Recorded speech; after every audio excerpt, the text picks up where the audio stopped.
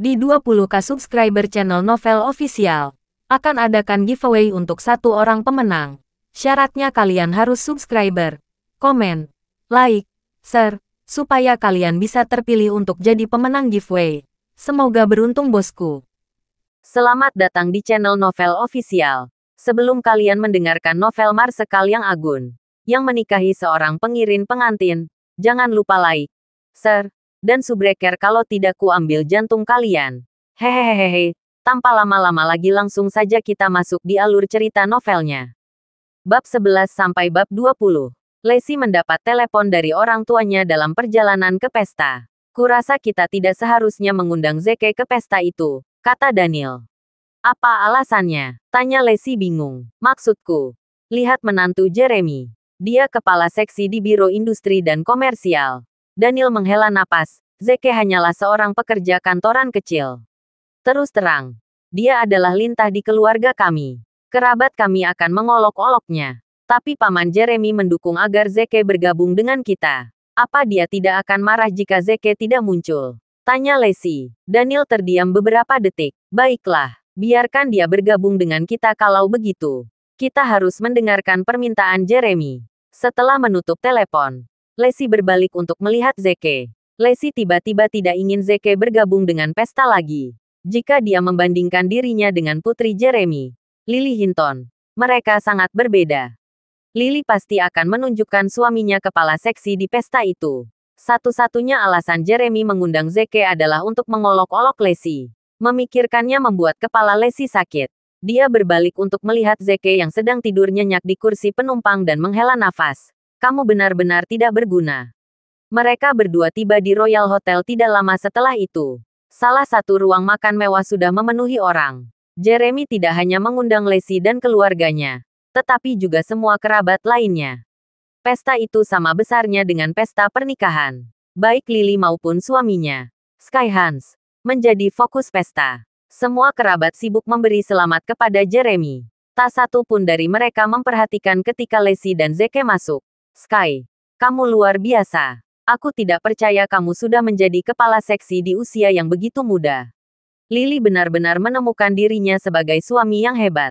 Mereka sangat cocok. Hans, tolong jaga anakku setelah dia lulus ya. Lily Hinton bangga ketika kerabatnya memuji suaminya. Sementara Sky pura-pura rendah hati. Lexi menghela nafas lega ketika dia menyadari bahwa tidak ada kerabatnya yang memperhatikannya. Namun, dia merasa lega terlalu cepat. Karena Lily memperhatikan mereka. Lexi, selamat datang. Jadi, apa pekerjaan suamimu? Saat Lily membuka mulutnya, semua orang mengalihkan perhatian mereka ke arah Lexi dan Zeke. Dia bekerja di pabrikku. Lexi tergagap. Dia bekerja untukmu. Jadi, pada dasarnya dia hidup darimu. Lily setengah bercanda. Kerumunan meledak dalam tawa. Membuat Lexi malu. Hei, aku hanya bercanda. Jangan membuatku marah. Oke. Lily akhirnya berkata ketika tawa itu mereda. Tapi, masa depannya akan hancur jika dia terus bekerja di pabrik. Sky, kenapa kamu tidak memberi pekerjaan? Itu akan sulit. Sky tertawa terbahak-bahak. Ku dengar dia pernah mengulanginya. Benar, bagaimana aku bisa melupakan Zeke yang telah dikurung selama 5 tahun? Seru Lily. Pernyataan itu menarik perhatian semua orang. Mereka tidak percaya pacar Lexi dulunya adalah seorang tahanan. Jika mereka membandingkan pasangan Lily dan Lexi, mereka seperti surga dan bumi. Meskipun kerabatnya tidak mengatakan apa-apa, kemunculan mereka cukup untuk membunuh jiwa seseorang. Baik Daniel maupun Hannah menundukkan kepala untuk menyembunyikan rasa malu mereka. Mereka bertanya-tanya dosa apa yang telah mereka lakukan dalam kehidupan masa lalu sehingga putri mereka menemukan sampah seperti itu. Daniel pasti sudah mengusir Zeke jika bukan karena banyak orang yang masih menatap mereka. Mengenai fakta bahwa Zeke telah membantu pemeliharaannya, Daniel benar-benar menyesalinya. Jeremy, yang tetap diam sepanjang waktu, tiba-tiba berbicara. Bakat bukan satu-satunya alasan Hans mendapatkan posisinya. Dia juga mendapat bantuan. Bantuan, bukankah dibutuhkan seseorang yang tinggi dalam hierarki untuk menunjuk seperti posisi Hans? Salah satu kerabat bertanya, itu Jackson dari keluarga Hamilton. Kata Jeremy bangga. Dari apa yang saya tahu, Sky dan Jackson kembali. Pengungkapan itu mengejutkan banyak orang. Maksudmu salah satu dari 4 keluarga besar di kota O'Hare, Hamilton. Astaga, Hans pasti kenal banyak orang. Dia tidak perlu khawatir tentang masa depannya jika dia mengenal seseorang seperti itu. Saya juga mendengar bahwa keluarga Hamilton mendapat undangan dari Marsekal Agung. Hans, bisakah Anda bertanya kepada keluarga Hamilton apakah mereka dapat mengamankan posisi penjaga di upacara akbar? Heck, bahkan posisi yang lebih bersih pun bisa. Semua kerabat puas dengan Sky Hans. Juga, Jackson Hamilton tertarik pada Lacey. Tapi dia malah memilih mantan penggantinya. Lanjut Jeremy. Serius?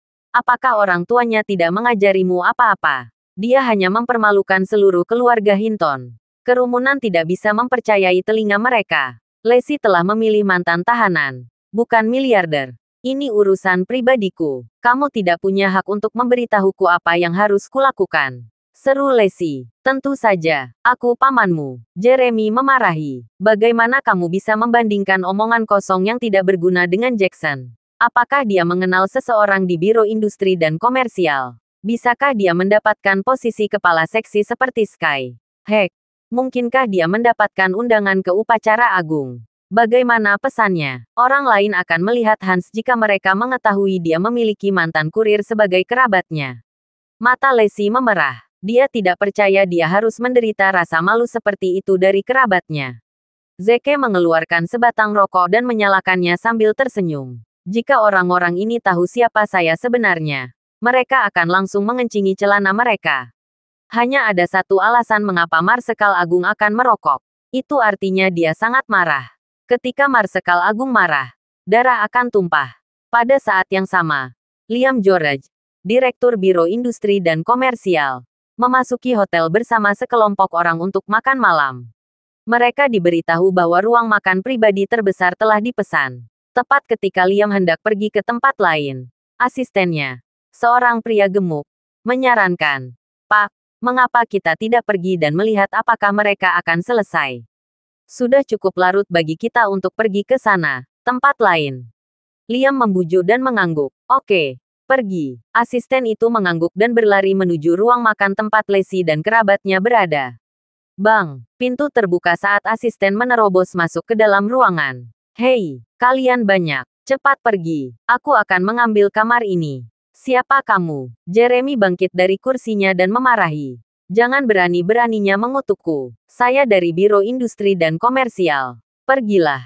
Atau kalian semua akan saya tangkap." Asisten itu tertawa. "Biro, apakah Anda tahu siapa menantu saya? Dia kepala seksi Anda yang baru." Jeremy menantang. Tapi, bukannya takut. Pria gendut itu malah tersenyum histeris. Dia mengamati pemandangan itu dan akhirnya menatap Sky. "Jadi, Tuan Hans juga ada di sini. Apakah ini cara Anda memperlakukan orang yang melamar Anda?" Asisten itu memarahi. Setelah menyadari siapa pria gendut itu, wajah Sky memucat. Douglas, tolong tenanglah." Sky memohon sambil berlari ke arah asisten dan menawarkan sebatang rokok. "Ayah mertuaku tidak tahu siapa kamu." Pria gendut itu tidak menerima rokok itu dan malah tertawa. "Simpan rokokmu. Sekarang kamu dipecat." Tersesat. Dalam sekejap, Sky merasa seolah-olah seluruh dunianya telah runtuh. Dia tidak percaya dia telah kehilangan pekerjaannya hanya beberapa jam setelah dia tiba. "Tuan Douglas, tolong lepaskan saya. Saya tidak ada izin dengan keluarga ini lagi. Kami bahkan belum menandatangani surat-suratnya. Ini belum resmi. Maafkan saya kali ini saja. Saya mohon." Semua kerabat Jeremy tampak seperti baru saja ditinju di wajahnya. Mereka tidak percaya bahwa Sky Hans, orang yang mereka banggakan dalam keluarga mereka, tidak ada apa-apa di depan pria gendut itu. Hans harus memenuhi syarat dengan keluarga untuk menyelamatkan posisinya. "Kakau bajingan yang tidak tahu terima kasih." Jeremy berteriak. "Beraninya kau membelakangi kami." Lily juga memarahi. "Persetan dengan menjadi kepala seksi. Beraninya kau memperlakukan kami seperti ini." Sky berbalik dan mendorong Lily menjauh. Sangat keras hingga membuat Lily terjatuh ke lantai. "Apakah Anda benar-benar berpikir Anda dalam posisi untuk berbicara? Berikan ruangan ini kepada Douglas sekarang juga." Sky meraung. Mereka adalah keluarga beberapa saat yang lalu. Namun semuanya berubah dalam sekejap mata. Lily tidak bisa menahan air matanya lagi. Jeremy tidak punya pilihan selain menarik kartu terakhirnya. Apakah Anda tahu siapa keponakan saya yang menjanjikan? Jackson Hamilton. Pria gemuk itu memandang Jeremy dan tertawa lebih keras. Biar ku tebak. Kalian adalah keluarga Hinton, kan? Jeremy mengangguk. Benar, ini pertunangan Jackson. Lacey Hinton. Memang. Saya harus menunjukkan rasa hormat kepada keluarga Hamilton, kata pria gemuk itu. Tapi, apa yang memperkuat Jackson mau berpihak padaku karena kalian? Pernyataannya mengejutkan seluruh orang. Apalagi keluarga Hamilton tidak bisa menakuti pria gendut itu. Tetap saja, Lacey Hinton adalah orang yang cukup terkenal sekarang, kata pria gemuk itu sambil menatap Lacey. Berita tentang dia menolak Jackson benar-benar sesuatu. Jadi, siapa di antara kalian yang menjadi sampah yang dia pilih? Lacey malu sangat. Dia ingin menemukan lubang untuk bersembunyi. Zeke berdiri perlahan. Matanya dipenuhi niat membunuh. Hannah Lawson dengan cepat menarik Zeke ke bajunya. Ketakutan. Duduklah. Biarkan dia mengatakan apa yang dia inginkan. Jangan khawatir tentang itu, kata Zeke acuh tak acuh. Aku pernah mengalaminya dengan orang-orang yang mengolok-olok Lacey. Sudah waktunya buat contoh dari mereka. Zeke kemudian menghisap rokoknya sebelum memasukkannya ke tenggorokan pria gemuk itu. Sebelum pria gendut menyadari apa yang terjadi, Zeke mencengkram mencatat dan mengangkatnya dari lantai. Seorang pria seberat 300 pon dengan mudah diangkat hanya dengan satu tangan Zeke.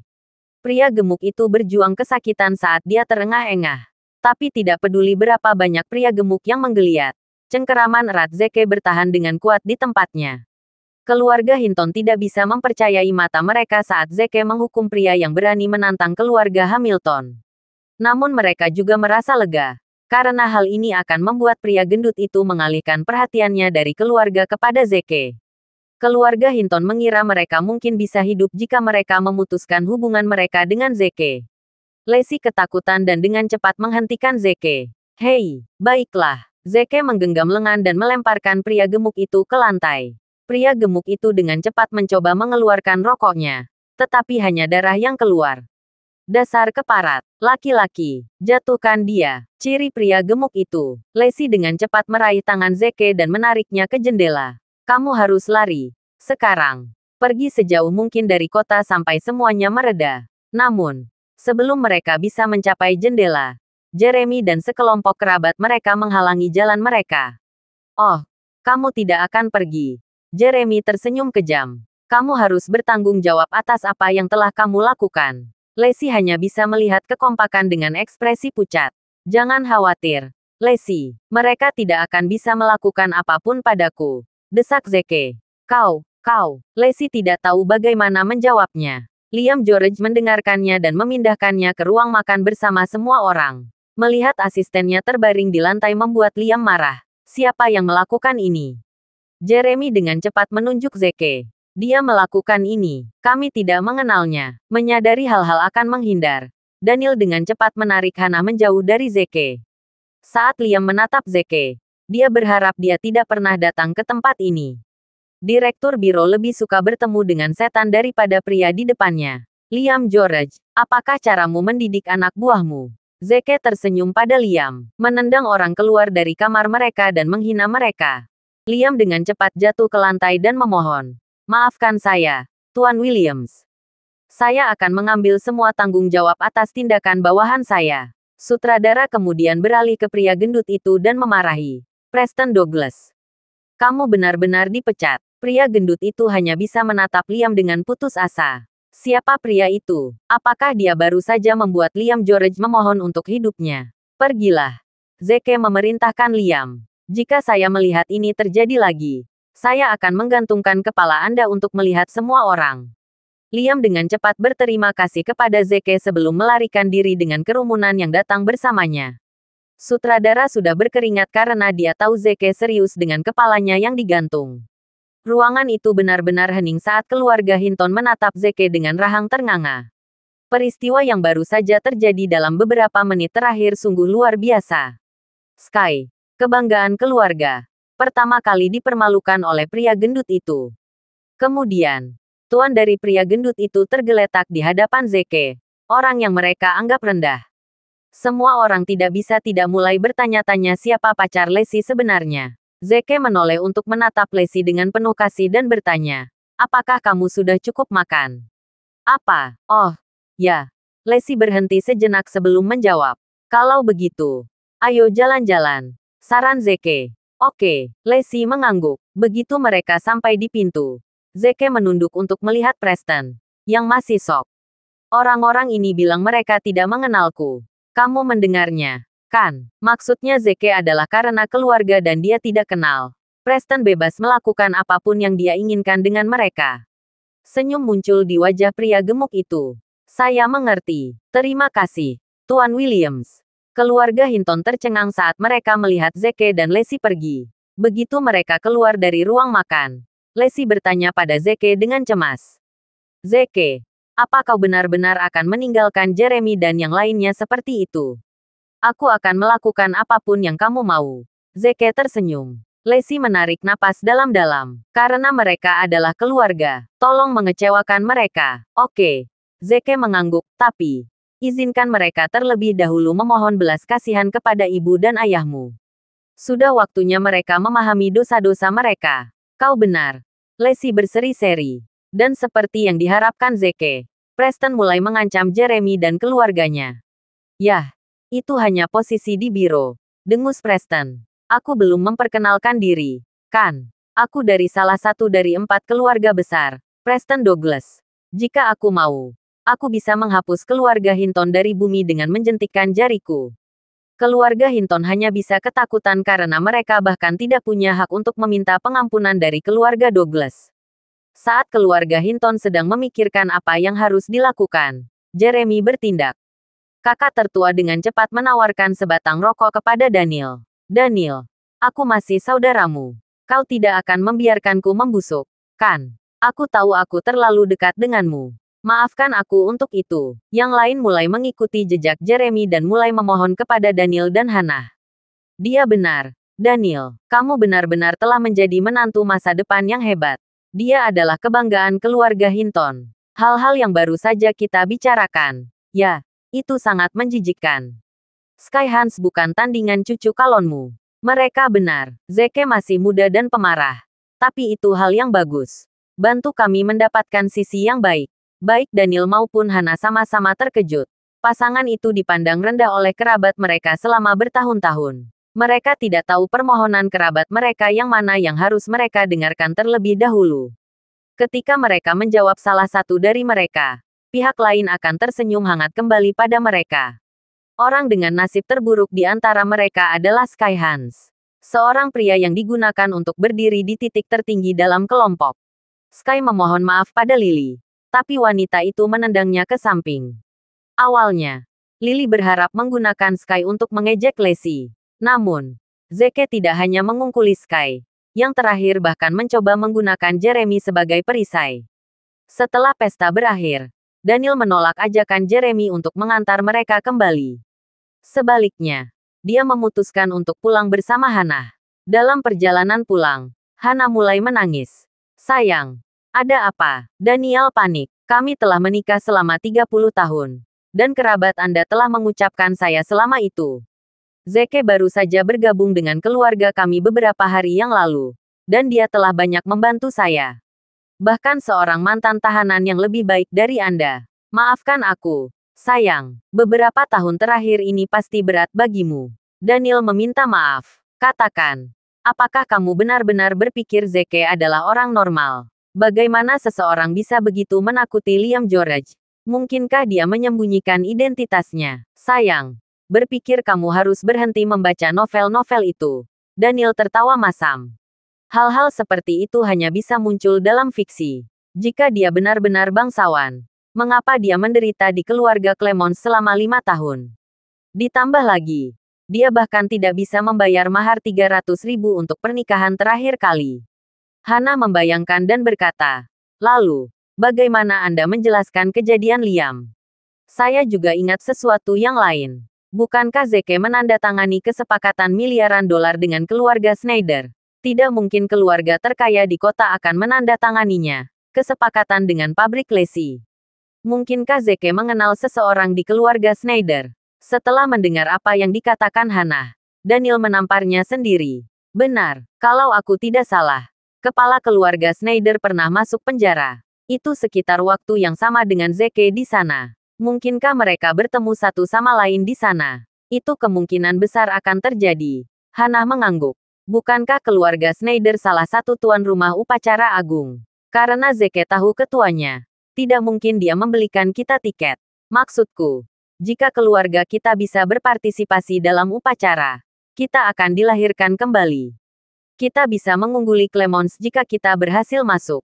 Kamu benar. Mari kita tanyakan pada Zeke begitu kita kembali. Seru Daniel. Ayo kita telepon Lacey dan suruh dia membawa Zeke pulang. Usul Hana.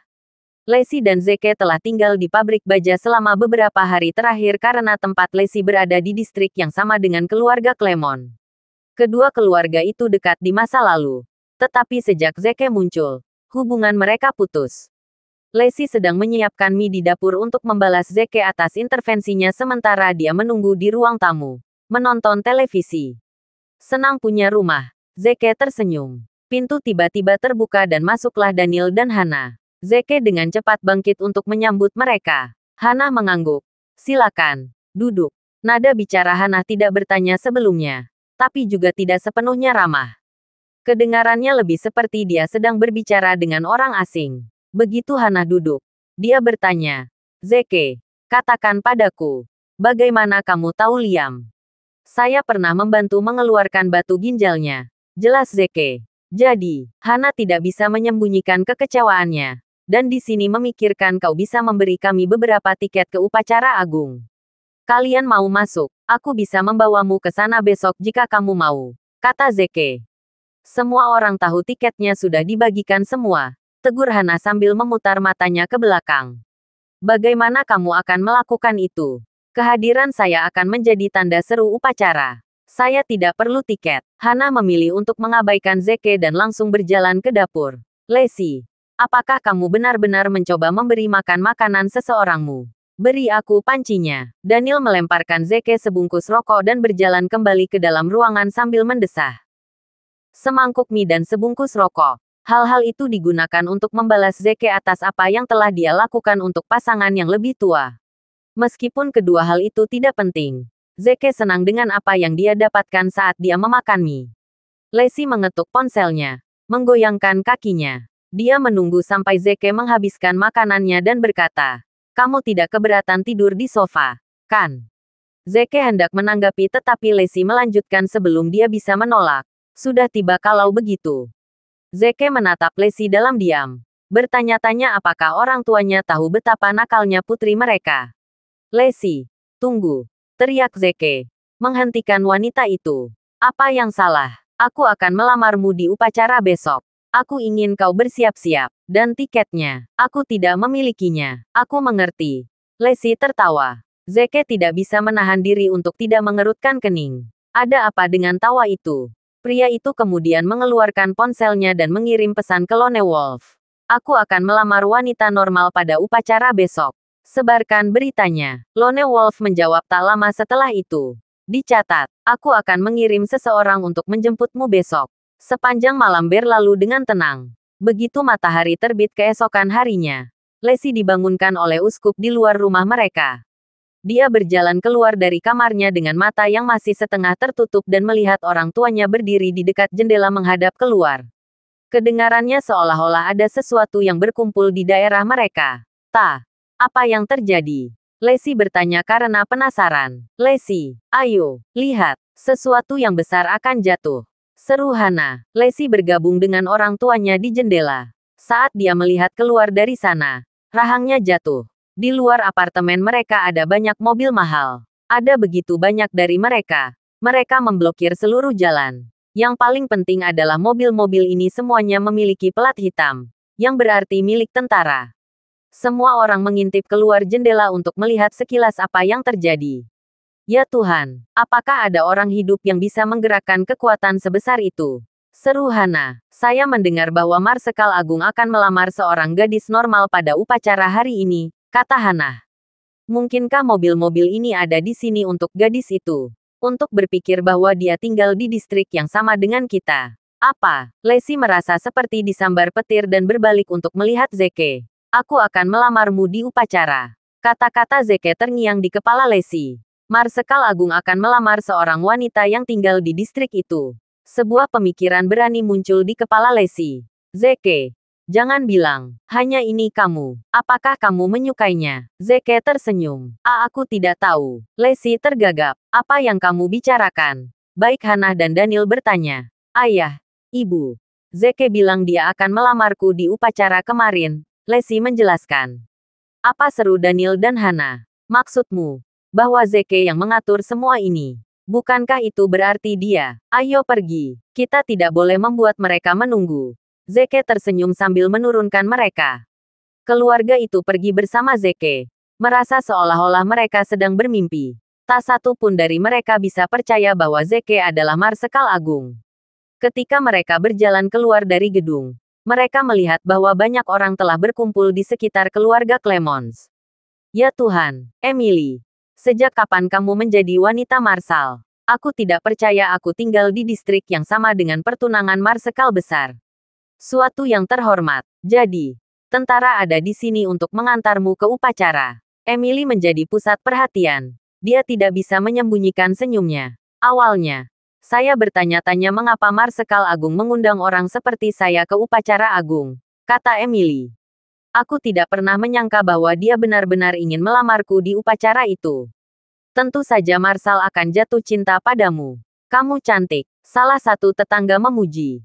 Dia benar, bagaimana kamu dan Marsekal Agung bertemu? Tetangga yang lain bertanya, kalian tahu saudaraku ada di tentara, bukan? Kata Emily, aku pergi mengunjunginya beberapa hari yang lalu dan bertemu dengan seorang prajurit muda di sana. Sekarang setelah berpikir-pikir, itu pasti sang Marsal. Pasti cinta pada pandangan pertama. Para tetangga bersorak lebih keras setelah itu saat mereka menghujani Emily dengan pujian. Lacey dan keluarganya kagum. Apa yang terjadi? Apakah mobil-mobil ini di sini untuk Emily? Bukan Lacey. Cara Emily menggambarkan bagaimana dia datang untuk bertemu Marsekal Agung juga masuk akal. Itu membangunkan seluruh keluarga Hinton. Yang terjadi selanjutnya adalah mengecewakan. Mereka tidak percaya betapa naifnya mereka karena mengira Zeke adalah Marsekal Agung. Tidak mungkin Marsekal Agung adalah mantan tahanan. Pada akhirnya, keluarga Hinton menyimpulkan bahwa Zeke pasti sudah mendengar tentang Great Marshal yang bersiap melamar di distrik tempat mereka tinggal dan telah menggunakan skenario untuk menipu mereka. Hannah berbalik untuk menatap Zeke dan memarahi. Apakah menyenangkan bermain dengan perasaan kita seperti itu? Ayo, Lacey. Ayo masuk kembali. Zeke benar-benar tidak bisa berkata-kata. Kapan aku bermain dengan perasaanmu? Saat itulah Emily memperhatikan keluarga Hinton. Dia tersenyum dingin. Emily berjalan menuju Lacey dan menariknya kembali. Sekarang aku berasumsi. Aku harus berterima kasih padamu, Lacey. Jika kau tidak mengambil Zeke dariku, aku tidak akan pernah bertemu dengan Great Marshal. Wajah Lacey memerah dan dia menundukkan kepalanya karena malu. Bahkan ibu Emily, Madeleine, juga mengolok-olok Hannah. Bukankah kamu membual bahwa kamu menemukan calon menantu yang baik? Aku ingat dia membantu Daniel menjadi kepala departemen. Jadi apa? Aku akan menjadi direktur rumah sakit ketika putriku menikah dengan Yang Agung. Marshal, hal pertama yang akan aku lakukan adalah menendang Daniel keluar dari rumah sakit. Hannah ketakutan dan mulai memohon pada Madeleine. Tunggu. Madeleine, itu semua salah paham. Zeke, yang tetap diam sepanjang waktu, tiba-tiba berbicara. Kalian di sana hanya sebagai pelayan belaka. Apa yang bisa dibanggakan? Setelah mendengar itu, para tetangga memarahi Zeke untuk mendapatkan bantuan keluarga Clemon. Zeke, apakah kamu cemburu karena kami mendapat undangan dan kamu tidak? Emily hadir. Yah, terserahlah. Aku masih harus berterima kasih karena telah mencampakkanku. Oh, jangan khawatir ketinggalan. Aku akan memastikan untuk mengambil beberapa foto untuk kamu lihat. Tidak. Kami akan memotretmu yang bekerja sebagai pelayan. Zeke tersenyum. Ya, benar. Seorang petani biasa sepertimu di upacara itu. Bermimpilah. Emily memarahi. Lacey. Ayolah. Zeke mengabaikan komentar Emily dan beralih ke Lacey. Keluarga Hinton dengan cepat lari dari tempat kejadian. Zeke. Tidak bisakah kamu menutup mulut saja? Hannah memarahi mereka begitu jauh dari keramaian. Kita tidak bisa memprovokasi keluarga Clemon lebih jauh. Apa kau ingin melihat seluruh keluargaku binasa? Jangan khawatir, kita tidak perlu takut pada pelayan biasa itu. Tegas Zeke sebelum berjalan menuju barisan mobil hitam. Ayo, kita seharusnya tidak membuat mereka menunggu terlalu lama. Cukup dengan lelukonmu. Mereka akan menembak kita jika kita mendekati mereka. Hana membentak Zeke. Sayang, kenapa kita tidak pergi ke alun-alun di luar aula? Seharusnya kita bisa mendapatkan tempat yang bagus jika kita pergi sekarang. Usul Daniel. Benar, ayo pergi. Hana mengangguk. Dengan itu, keluarga Hinton dengan cepat masuk ke mobil mereka sendiri. Zeke berdiri diam. Tidak tahu apa yang harus dilakukan. Tanpa banyak pilihan tersisa, Zeke memanggil Lone Wolf. Aku akan ke sana sendiri. Kalian kembali dulu. Ya Pak, Lone Wolf menjawab. Di sisi lain, Emily berjalan menuju salah satu mobil paling mewah dengan tetangga mengikuti di belakang seolah-olah mereka sedang mengawal bangsawan. Namun, bahkan sebelum Emily bisa mendekati mobil, barisan kendaraan sudah pergi. Wajah Emily memerah saat dia melambai ke mobil-mobil untuk memberi isyarat agar mereka berhenti. Tidak ada satupun mobil yang berhenti. Itu adalah adegan yang canggung. S***T. Zeke tak berguna itu membuang waktu kita. Madeleine mengutuk. Mereka menyuruh kita bersiap-siap jam 9. Dan ini sudah jam 9.10. Ayo, Emily. Kita harus ke sana sendiri sekarang. Benar, ayo pergi. Emily mengangguk. Penjelasan Madeleine membuat para tetangga percaya bahwa memang ada batas waktu. Benar, kalian harus cepat, teriak salah satu tetangga. Ingatlah untuk mengambil beberapa foto untuk membungkam para Hinton. Lacey dan keluarganya melaju melewati lalu lintas dan tiba di tempat tujuan dalam 1 jam. Mereka berhenti di depan aula tempat upacara diadakan. Begitu mereka keluar dari mobil, 4 pria berjas di sekitar mereka. Salah satu pria yang tampak seperti pemimpin mereka berjalan ke arah keluarga Hinton dan menawari mereka 3 tiket. Senang bertemu dengan Anda, Tuan Hinton. Ini tiket Anda, kata pria itu. Apa? Keluarga Hinton tidak bisa mempercayai telinga mereka. Orang ini memberi kami tiket ke upacara. Mereka mengalihkan pandangan mereka ke Zeke dan bertanya, kamu serius tentang semuanya? Zeke mengerutkan kening karena dia tidak mengatur tiket. Tidak. Kita tidak perlu tiket untuk memasuki upacara. Tentu saja bukan dia. Tiba-tiba seorang pria tertawa. Semua orang menoleh dan bertanya-tanya siapa yang mengatakan itu. Seorang pemuda berjalan keluar dari bench yang diparkir tidak jauh dari mereka. Pria itu mengenakan pakaian bermerek, memamerkan sepatu Giuseppe Zanotti, dan jam tangan Swiss. Orang lain adalah Jackson Hamilton. Sejak anak buahnya gagal memisahkan Zeke dan Lacey 2 kali, dia memutuskan untuk melakukannya sendiri. Wajah Lacey menjadi gelap begitu dia melihat Jackson. Kau membawakan kami tiketnya. Hana dengan cepat bertanya. Saya mendengar bahwa keluarga Anda ingin bergabung dengan upacara agung. Jadi, saya memutuskan untuk memberi Anda beberapa nama atas keluarga Hamilton. Jackson mengangguk.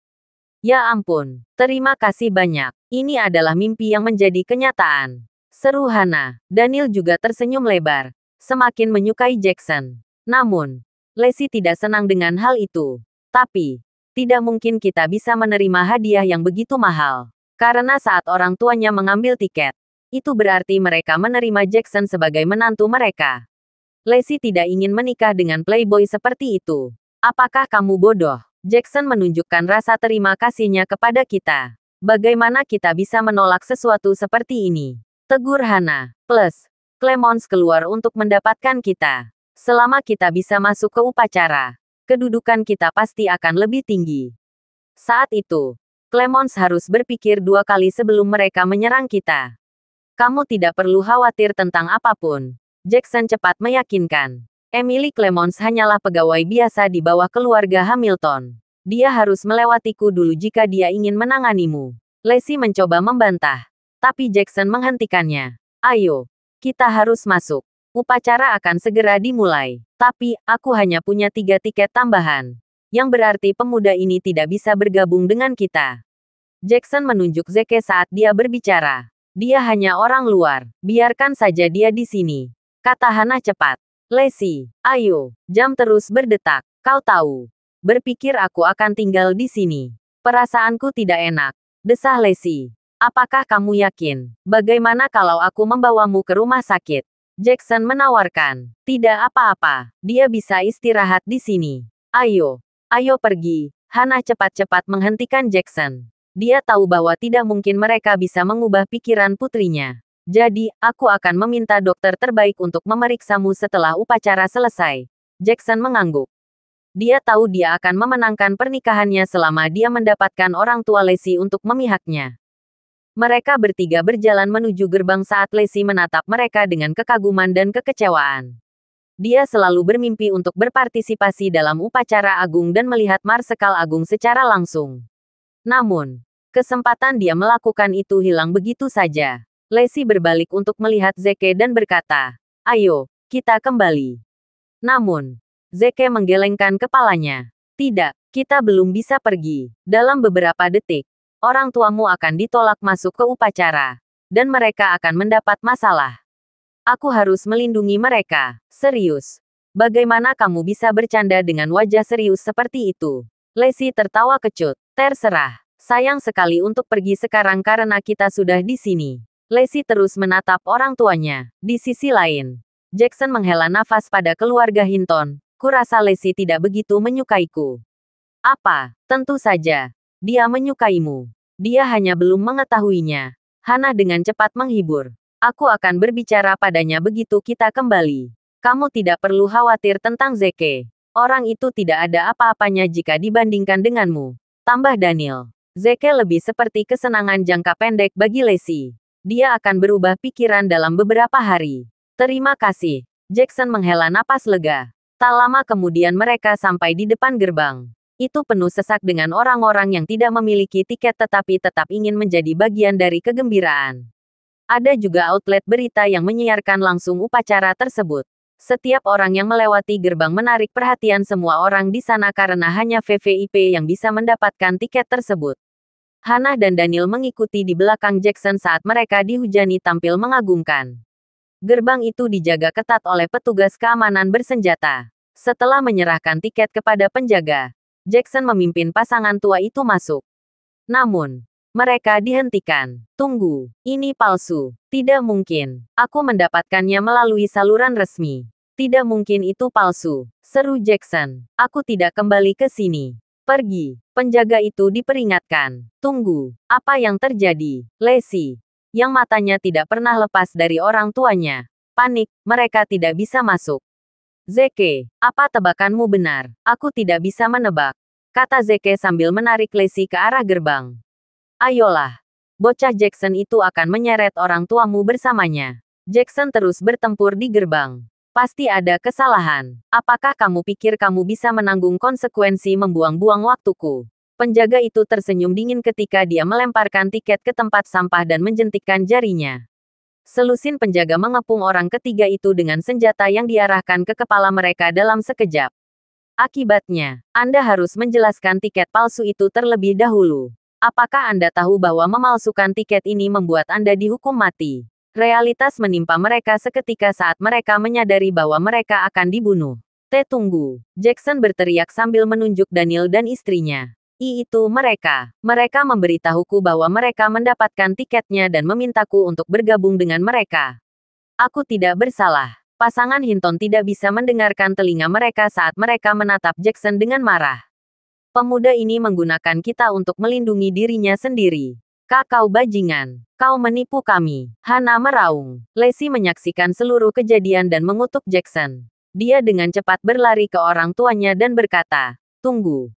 Saya bisa membuktikan bahwa mereka tidak bersalah. Tiket itu milik pria di sana. Ini putri mereka. Dia hanya melindungi mereka." Jackson tertawa histeris. "Lucu. Merupakan kehormatan bagi mereka untuk memiliki kita di sini. Kita tidak membutuhkan tiket." Tiba-tiba Zeke berkata, Apakah kamu mempermalukan Marsekal Agung? Tangkap mereka!" teriak Jackson. Lacey dan orang tuanya menjadi pucat. Mereka tidak percaya Zeke masih bertahan dengan tindakannya. Tetapi reaksi dari para penjaga mengejutkan seluruh kerumunan. Penjaga itu memberi hormat kepada Zeke dan berkata, "Mer. Williams. Mes. Hinton. Saya minta maaf atas janji ini. Silakan. Lewati gerbang." Zeke menoleh untuk melihat Daniel dan Hannah. "Mereka juga bersamaku." Penjaga itu kemudian memberi hormat kepada pasangan yang lebih tua. Tuan, Bu, saya minta maaf atas kesalahpahaman ini. Silakan. Anda dapat melanjutkan. Kerumunan itu menatap Zeke dan para Hinton begitu keras. Bola mata mereka hampir jatuh dari rongganya. Penjaga tidak hanya memaafkan Zeke atas ucapannya, tetapi Zeke dan rekan-rekannya dapat melewatinya tanpa satu tiket pun. Yang bisa memikirkan orang banyak hanyalah identitas Zeke. Ayo, ayo pergi. Zeke tersenyum. Keluarga Hinton mengikuti Zeke melewati gerbang, merasa tercengang. Penjaga itu kemudian berbalik untuk melihat Jackson dan memerintahkan bahwa dia dan tunggu instruksi lebih lanjut. Jackson hanya bisa menatap kosong penjaga itu sambil membasahi celananya. Tunggu. Aku tidak bersalah. Kamu tidak bisa. Namun, sebelum Jackson bisa melakukan perlawanan lebih jauh, penjagaan itu menamparnya. Penjaga itu menatap Jackson dengan marah dan memarahi pria itu secara internal. Persetan, bahkan jika Anda tidak bersalah, tidak ada yang bisa Anda lakukan ketika Anda membuat Marsekal Agung marah. Jika dia memerintahkan Anda untuk mati, Anda harus mati. Keluarga Hinton berjalan ke aula mewah. Itu dipenuhi dengan orang-orang yang hanya mereka lihat di TV dan berita, seolah-olah rasanya olah mereka berada dalam mimpi. Saat itulah Lacey menyadari bahwa Zeke tidak berpura-pura. Zeke, serius. Ada apa ini semua? Lacey bertanya dengan suara cemas. Baik Daniel maupun Hannah juga menatap Zeke. Kamu akan segera tahu. Zeke tersenyum saat dia yakin keluarga Hinton seharusnya bisa menebak identitasnya begitu dia melamar. Melihat bahwa Zeke tidak mau berterus terang, Hannah dan suaminya memilih untuk tidak menganyainya lebih jauh. Semua pasangan yang lebih tua bisa merasakan penyesalan pada saat itu, karena Zeke jauh lebih dapat diandalkan daripada Jackson Hamilton. Mereka tidak percaya betapa bodohnya mereka mencoba dan menyenangkan Jackson dan sebaliknya mengabaikan Zeke. Satu-satunya pertanyaan yang tersisa adalah bagaimana Zeke berhasil memasuki upacara tanpa tiket. Mungkinkah dia menjadi Marsekal Agung? Tapi, tidak mungkin Marsekal Agung pernah menjadi pemenangkan. Apa? Zeke Williams. Bagaimana kamu bisa masuk ke sini? Sebuah suara berteriak. Keluarga Hinton dan Zeke berbalik. Itu Emily dan ibunya. Apakah ada aturan yang mengatakan kita tidak bisa? Tanya Lacey. Kehadiranmu di sini adalah penghinaan terhadap upacara itu. Dengus Emily. Oh benar, aku ingat upacara itu mempekerjakan pelayan. Mereka pasti mendapat pekerjaan itu. Kenang Madeleine. Jadi begitu. Emily tertawa. Itu normal bagi seluruh keluarga untuk bekerja sebagai pelayan. Aku tidak bisa membayangkan betapa bodohnya kamu karena tidak memahamimu saat ini. Zeke mengerutkan keningnya. Posisikan pantatku. Sederhana saja. Kami adalah tikungan dan kamu adalah pelayannya. Emily terkekeh. Hannah, ambilkan aku kopi, susu. Tanpa gula, kau tahu. Lacey, ambil ponselku. Zeke tertawa dan memberikan ponselnya pada Lacey. Ingatlah untuk mengambil foto mereka melayani orang dan mengirim mereka ke percakapan grup. Kita sendiri tidak bisa menikmati pemandangan itu. Lacey mengangguk cepat. Meskipun dia tidak percaya bahwa Clemons berada di upacara sebagai pelayan. Kata-kata Zeke menyenangkan untuk didengar. Kamu, tunggu saja. Marsekal Agung akan melamarku nanti.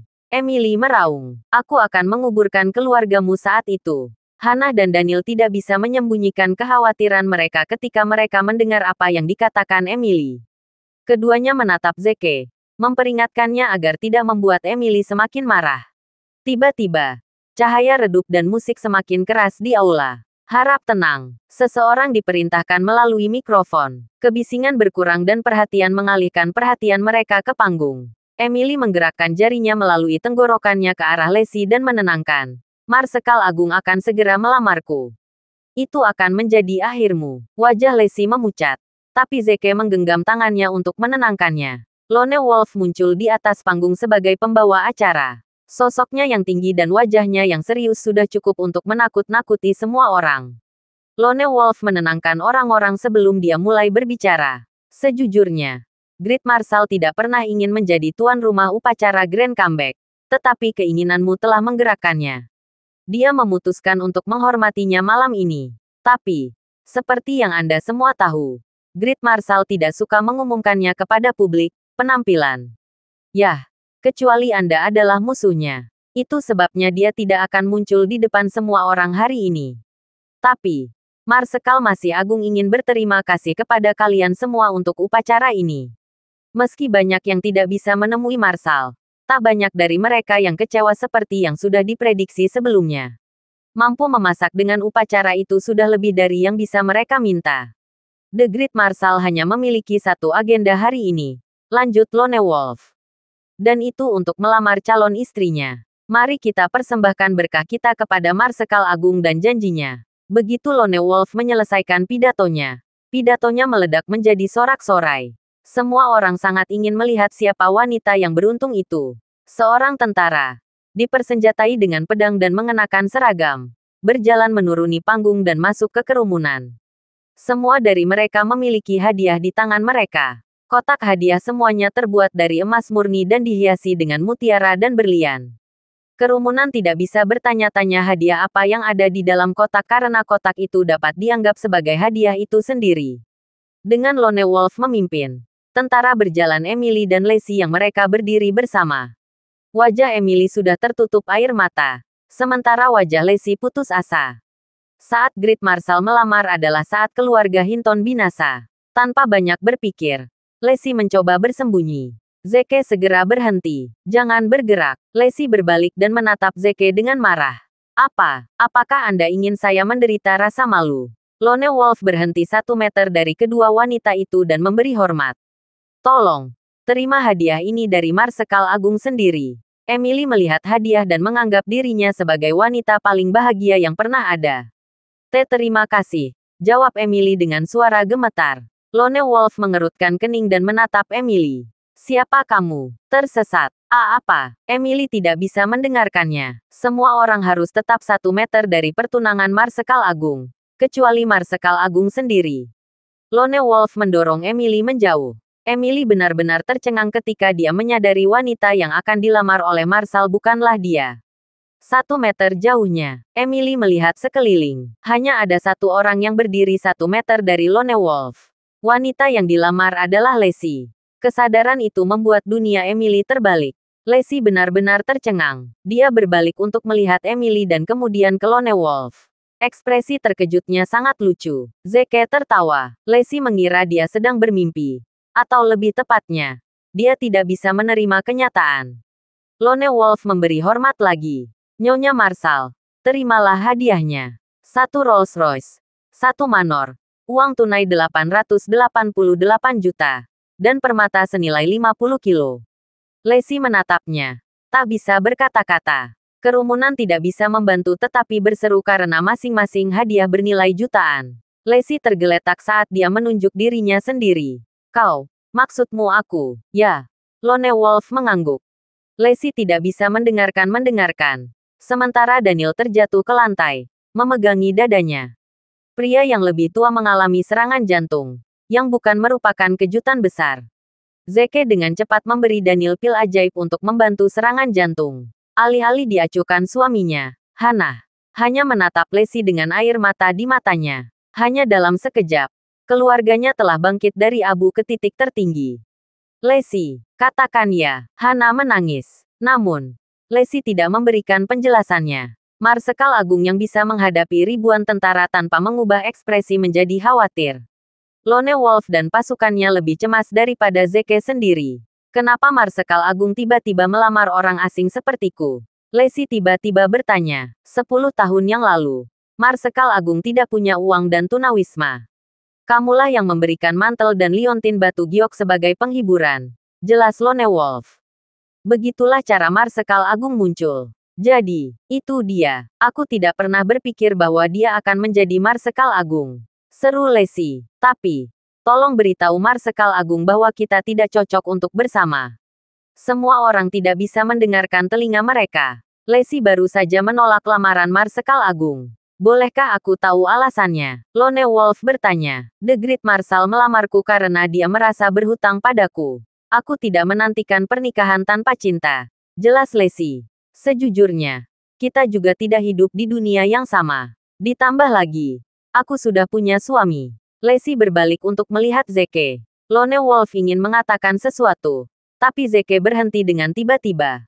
Jadi, kalau begitu, kita akan menghormati keputusan Mes Hinton. kata Lone Wolf dan memberi isyarat kepada tentara untuk mundur. Tamu yang terhormat, silakan. Nikmati makanan Anda. Kerumunan akhirnya tenang dan duduk masing-masing. Saat Madeleine dan Emily duduk dengan tenang, Lone Wolf menatap mereka dan memarahi. Apa yang kalian lakukan?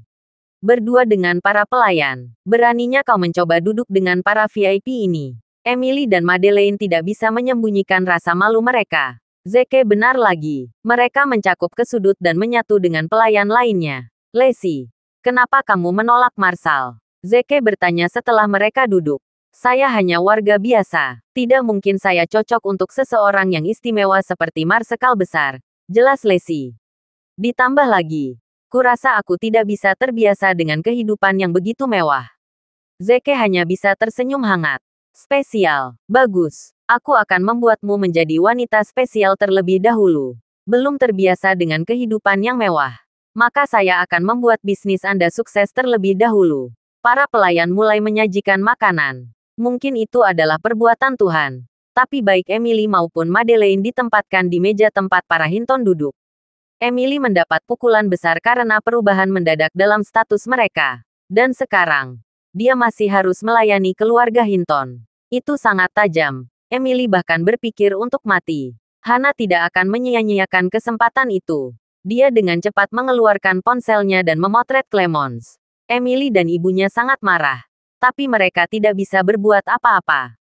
Upacara berakhir dalam beberapa jam. Begitu keluarga Hinton keluar dari aula, Hana memarahi Lacey, serius.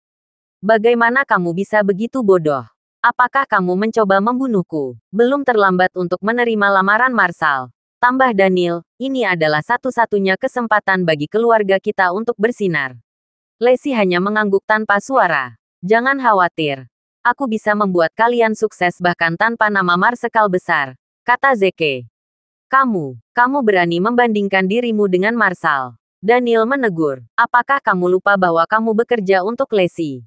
Kamu bahkan tidak memiliki untuk mengatakan posisi itu. Jadi, alasan kita bisa memasuki upacara agung adalah karena Lacey. Kamu berani mengambil semua pujian itu. Hana memarahi Zeke. Aku hangatkanmu. Kamu harus kembali ke parit manapun kamu berasal jika Lacey memutuskan untuk menikahi Marshall.